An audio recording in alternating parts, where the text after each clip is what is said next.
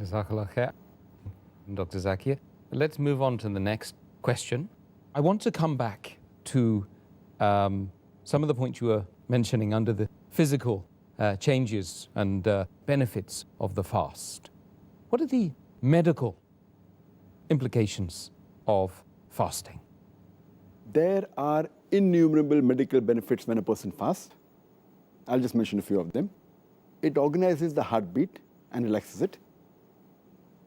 It reduces the pressure on the heart arteries, and it reduces the fat, the cholesterol, as well as the acids. It releases the pressure on the liver. Fasting also decreases the secretion of the digestive glands, which normally causes ulcer. There are less chances of having kidney stones when a person fasts. Fasting is also helpful in non-insulin dependent diabetes. And fasting is also helpful in reducing the weight.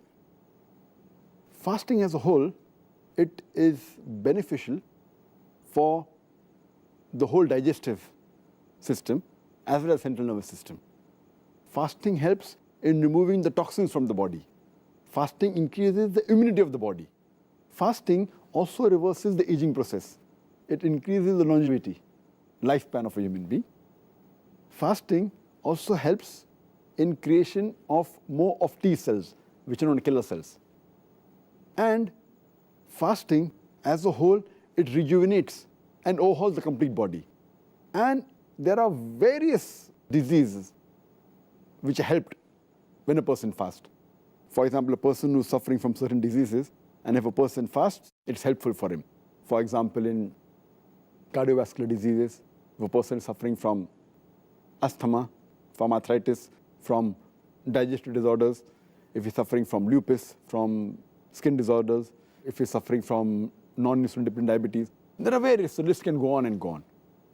And it is even helpful in removing a person who's addicted to things which are haram, and even medically they aren't good.